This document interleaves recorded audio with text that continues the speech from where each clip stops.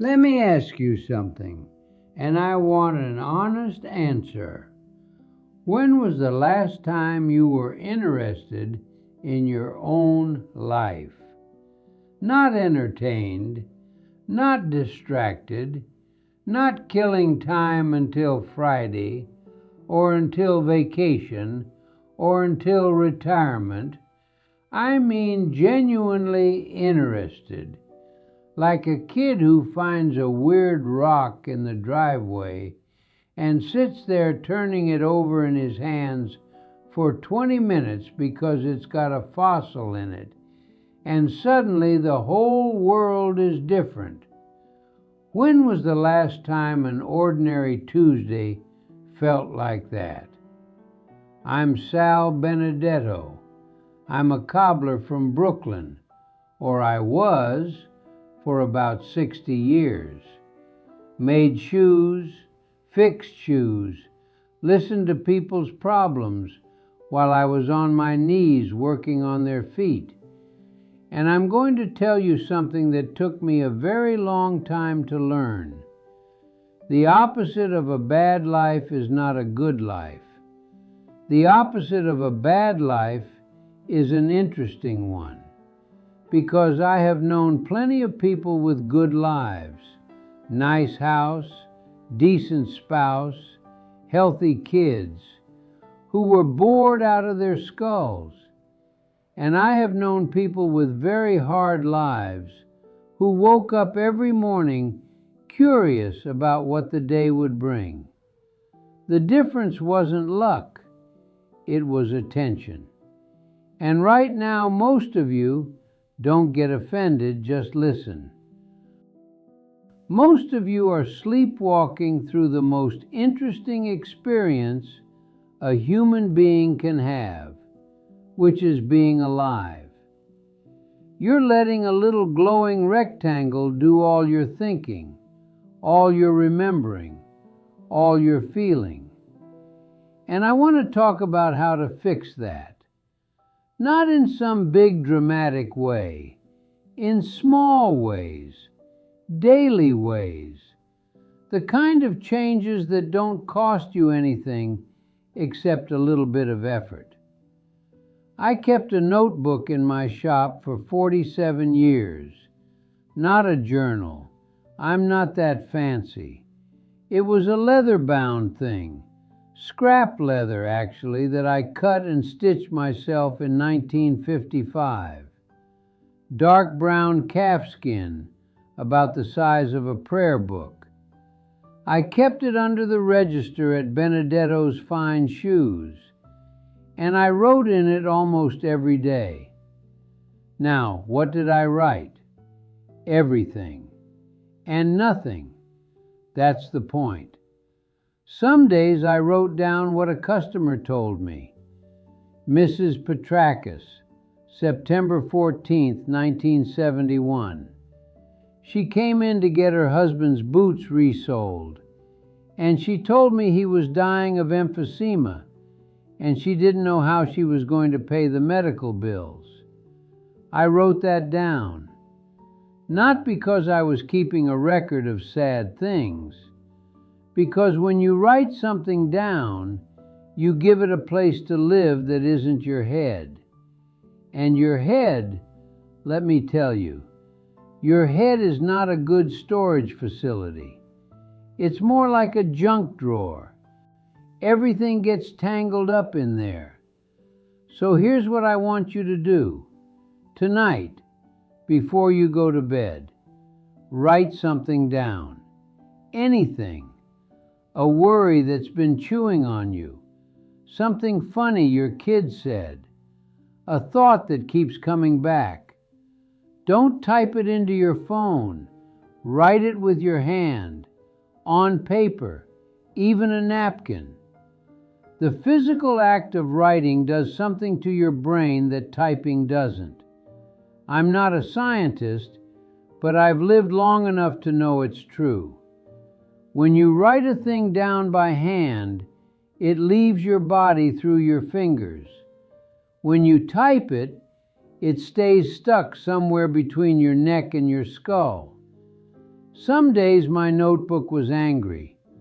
I'd write down a fight I had with a supplier, Dominic Ferrara, who shorted me on sole leather twice in 1968, and then had the nerve to show up at my daughter's baptism like nothing happened. I'd write it all out, the things I wanted to say, the things I shouldn't say, and by the time I was done, the fire was out. Not gone.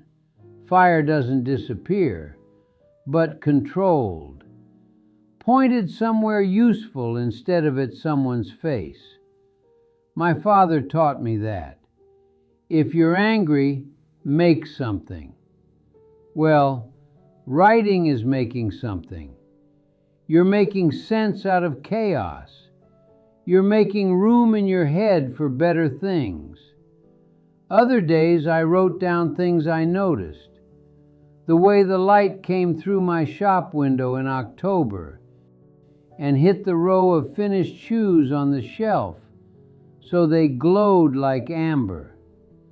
The sound the L train made at the DeKalb Avenue stop when it rained.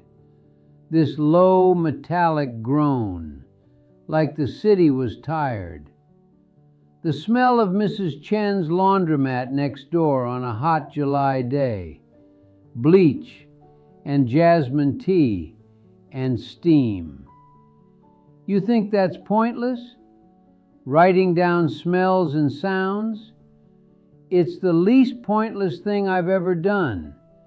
Because here's what happens when you start noticing things and writing them down. You train yourself to pay attention. And once you're paying attention, your life gets interesting. Not because it changed, because you did. I had a customer named Arthur Greenbaum, accountant, nice man, very precise, kept his shoes in perfect condition, brought them in once a year for maintenance, like taking a car in for an oil change. Arthur was 62 years old, retired, and miserable. You could see it in the way he sat down, like his body had given up before his mind had. I asked him what he did all day. He said, watch TV, check the news, take a walk if the weather's nice. I said, Arthur, you're dying of boredom. He didn't argue, he just shrugged. Now, Arthur had been a brilliant man in his working life. Numbers, spreadsheets, patterns, that was his world. But when the office went away, the patterns went with it. He had nothing to be curious about anymore, nothing to figure out. I gave him a little notebook. Not as nice as mine. This was a 99-cent one from the pharmacy on Fifth Avenue. I told him, every day, write down one thing you noticed that you've never noticed before. One thing. That's the whole assignment. He came back 3 weeks later to pick up his shoes. You know what he said? Sal, I've been living in my apartment for 14 years, and I just discovered there's a hawk that nests on the building across the street. I've been watching it hunt pigeons every morning from my kitchen window. I've been taking notes on its patterns. He was tracking a hawk, like a nature documentary, except it was his life. That's what writing does. It unsticks you. It takes you from being a passenger in your own day to being, an investigator. Someone who's looking for something even if you don't know what it is yet. Now, the second thing I want to talk about is your hands. What are your hands doing all day? Be honest. They're holding a phone, they're clicking a remote, they're maybe holding a coffee cup. But are they making anything? Are they touching anything real? I'm a cobbler. My whole life was in my hands. The feel of leather. You know, good Italian calfskin has a warmth to it, almost like it's alive. The pull of waxed thread through a needle. The weight of a hammer shaping a heel. My hands knew things that my brain didn't. They had their own kind of intelligence. And I watch people now. I sit on my stoop. I watch the neighborhood. And everybody's hands are doing the same thing. That's it. That's the whole range of motion. That little thumb flick, over and over and over, like a nervous tick. Pick up something real. I don't care what it is. A deck of cards. Learn a card trick. A piece of wood. Get a whittling knife. They're $6. A sketchbook. Draw badly. Who cares? Knitting needles. A ukulele. A fishing rod. Anything that makes your hands do something besides scroll. My neighbor's grandson, Anthony, he's maybe 25, he started bringing over a chess set on Saturday mornings. I hadn't played chess in 40 years. My wife Gloria used to play. She was ruthless, I'll tell you. She'd sacrifice her queen just to watch you panic. But I hadn't touched a board since she passed. Anthony set it up on my kitchen table, and for 2 hours every Saturday, there is no phone, no TV, no news.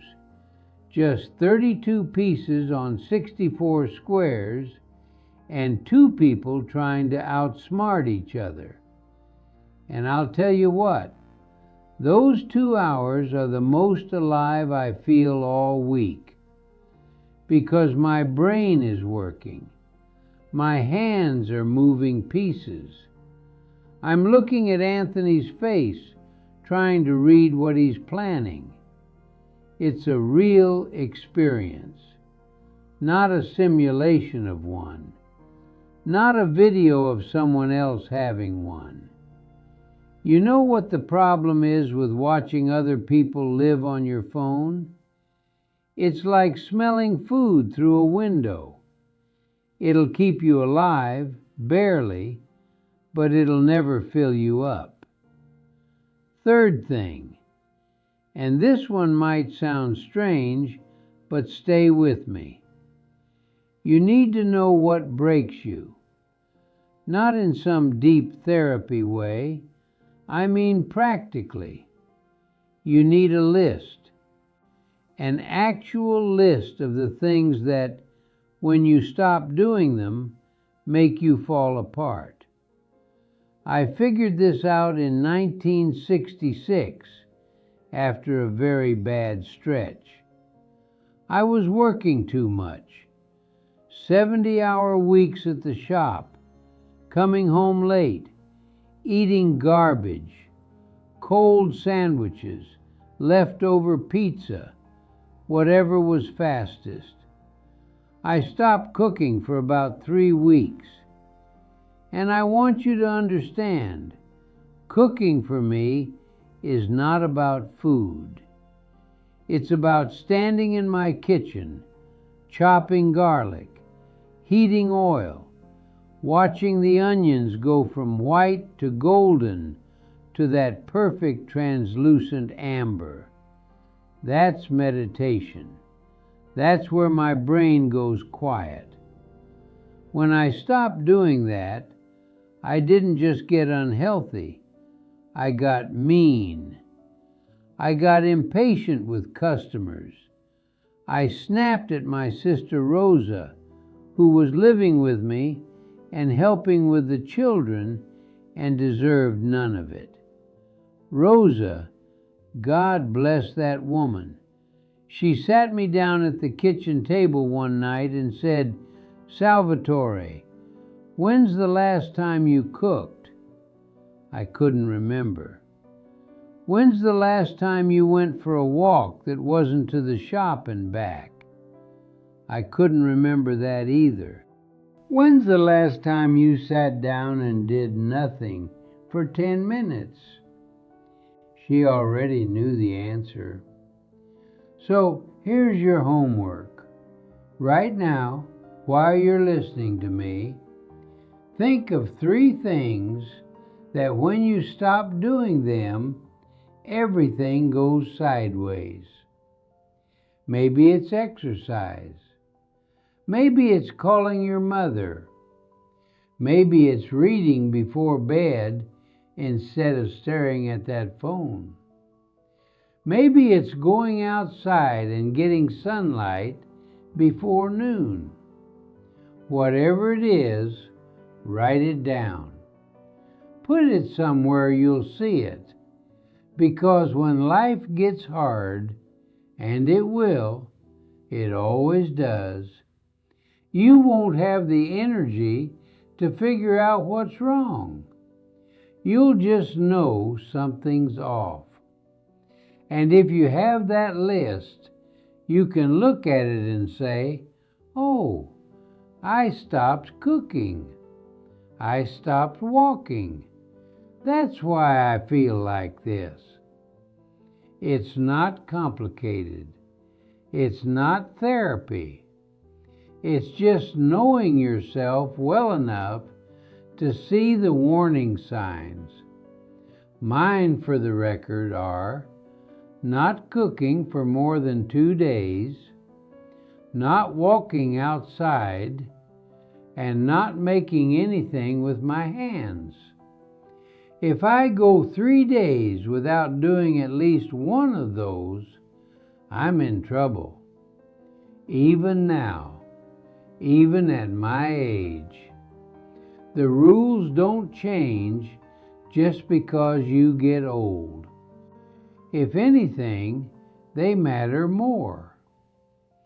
4th thing, and I want you to listen to me carefully here, because this one will save your life if you let it. Try something you're terrible at, on purpose. I know, everything in this world is telling you to optimize, to specialize, to be the best at something. Find your passion, build your brand, monetize your hobbies. Forget all of that. Just for a minute, forget it. In 1987, I was 68 years old. A customer of mine, Ray Watanabe, Japanese-American fella, ran a print shop on 3rd Avenue. He invited me to his watercolor class. He said it met every Thursday night at the community center on Bay Ridge Avenue. I said, "Ray, I can't paint. I make shoes." He said, "That's the point, Sal." I went, and I was horrific. I mean truly bad. My first painting was supposed to be an apple, and it looked like a bleeding kidney. The teacher, young woman, very kind, tried not to laugh.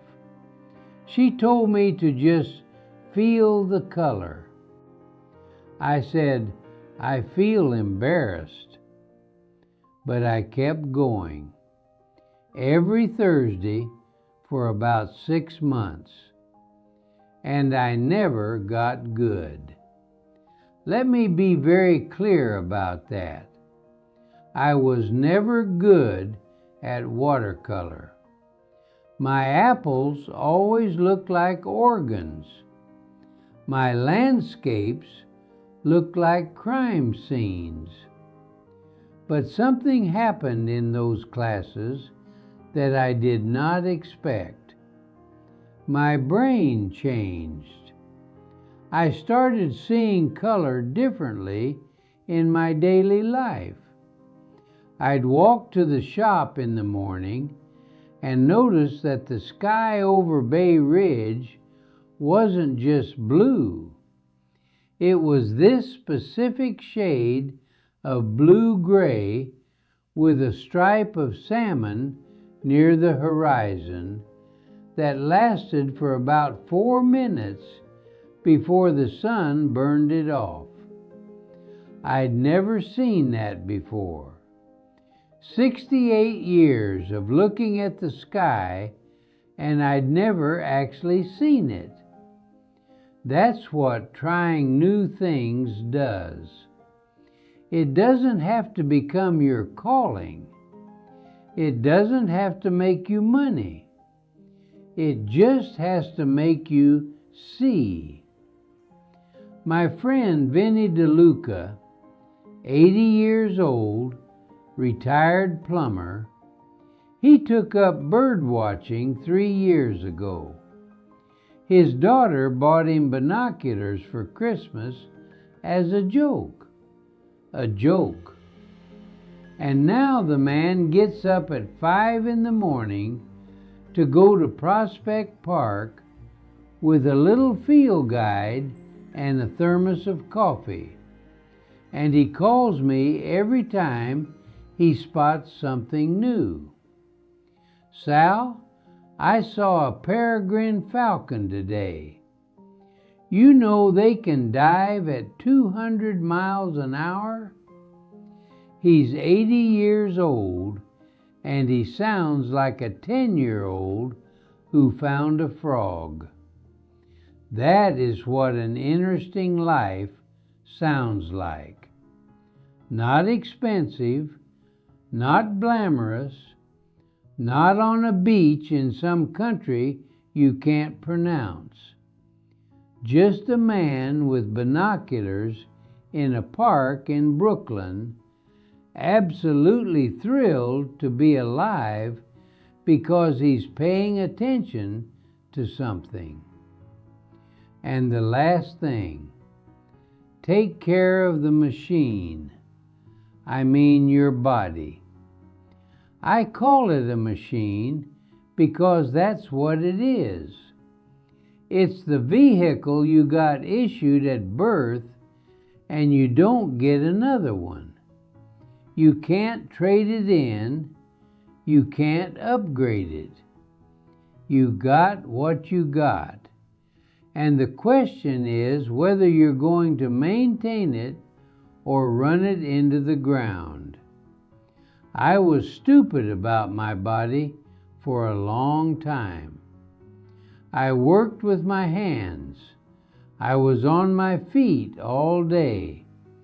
And I thought that counted as exercise. It doesn't. Being tired is not the same as being fit. I ate too much bread, drank too much espresso, and figured I was fine because I wasn't fat. That's not how it works. In 1993, my back went out.